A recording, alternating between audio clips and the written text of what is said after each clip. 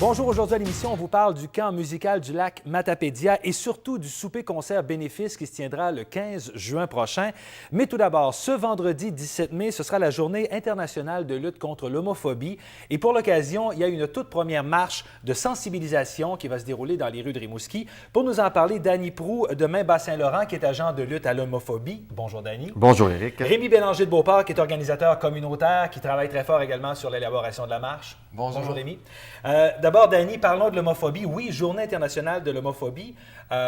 C'est un problème qui est encore très criant, très présent. Et même s'il y a des gens qui disent non, pas d'homophobie, il n'y en a pas, c'est tellement pas vrai. Hein? Bien, c'est parce qu'il y a une différence entre la tolérance et l'acceptation.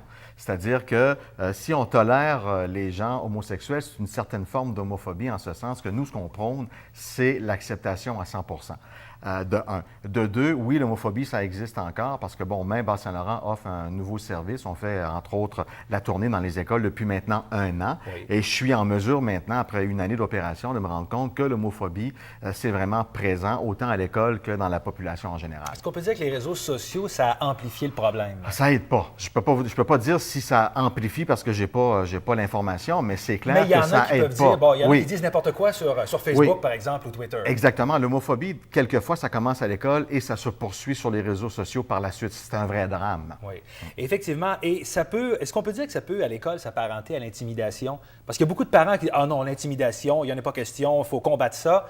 Mais intimider quelqu'un sur son orientation sexuelle, c'est une forme d'intimidation. C'est de l'intimidation pure et simple. C'est de l'homophobie parce que, bon, on s'attaque à quelqu'un d'orientation sexuelle différent, finalement. Oui. Mais effectivement, c'est de l'intimidation. Puis les écoles prennent ça vraiment très au sérieux parce que dans la plupart des institutions, il y a des plans d'action pour lutter contre l'homophobie. Et comme ça commence jeune, bien, ça peut amener quoi, le décrochage scolaire des jeunes qui ont plus d'estime? Décrochage scolaire, les taux de suicide sont plus élevés, dépression, comportement sexuel à risque, nommez-en.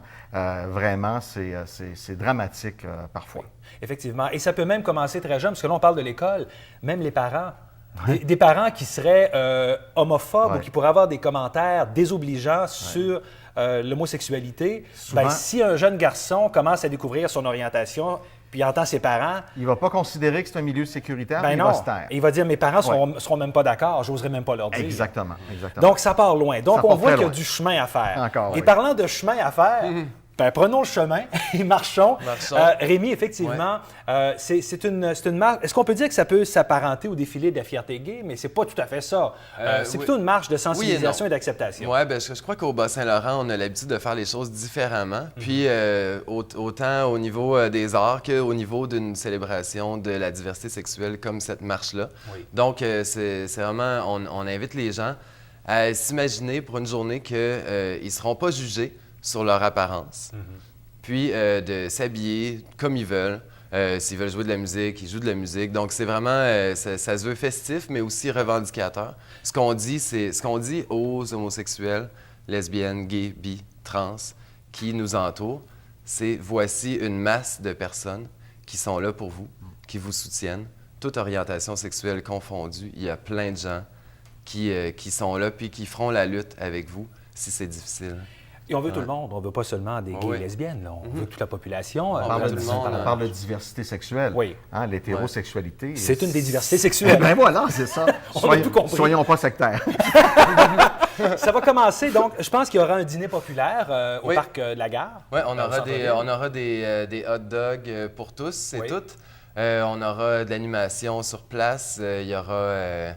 il y a les bibliothèques, de la bibliothèque de la municipalité, du cégep et de l'UQAR qui se réunissent pour nous présenter leur collection qui traite des thèmes reliés au LGBT. OK. Oui, puis dans l'optique que plus on s'informe, moins il y a de préjugés. Donc, eux, c'est leur mission. Ils vont être là avec nous. Puis ensuite de ça, on se déplace à l'Hôtel de Ville vers 1h30. Discours de Guy Caron, Irvin Pelletier, d'une personne de la mairie. Jennifer Murray, je pense. Okay. Ouais, ainsi que Danny et moi. Puis ensuite... Il y aurait la levée du drapeau, le drapeau symbolique. À ce moment-là. Le drapeau arc-en-ciel. Oui, le drapeau arc-en-ciel qui est associé depuis longtemps aux luttes LGBT. Puis ensuite, on part à la marche, on fait un petit tour de ville. Puis en soirée, ben, c'est la fête.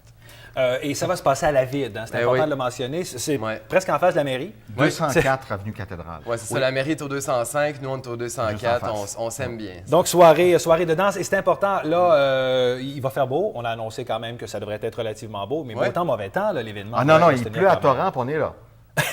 Mais il ne pleuvra pas. Non, on n'en annonce pas. Alors, c'est une excellente nouvelle. nouvelle. Sois pas prophète de malheur. On n'en veut pas. Surtout pas. Puis en fait, on a appelé aussi notre événement la D.Marche 17 mai Bas-Saint-Laurent, beau temps, mauvais temps. Justement, c'est dans le titre de l'événement pour faire une espèce de métaphore justement aussi avec les réalités des LGBT. Tu sais, parfois, je pense qu'il ne faut pas aller dans le négatif puis dire que tout est noir et tout. Il y a vraiment des belles choses qui se font. Mais parfois, il y a aussi du mauvais temps. Donc, il y a du beau temps et du mauvais temps. Puis on sort dans la rue, beau temps, mauvais temps. Donc, voilà. Alors donc, pour la démarche pour diversité sexuelle, affective et diversité de genre, donc c'est ce vendredi 17 mai, sur l'heure du dîner. Donc, on se donne rendez-vous au parc de la Gare et on prend part à cet événement-là. Alors, toute la population est invitée. On veut du monde. Absolument. Et voilà. On est là pour vous accueillir. Merci, Éric. Merci. Et nous, on s'arrête pour quelques messages et tout de suite après, on vous parle du camp musical du lac Matapédia.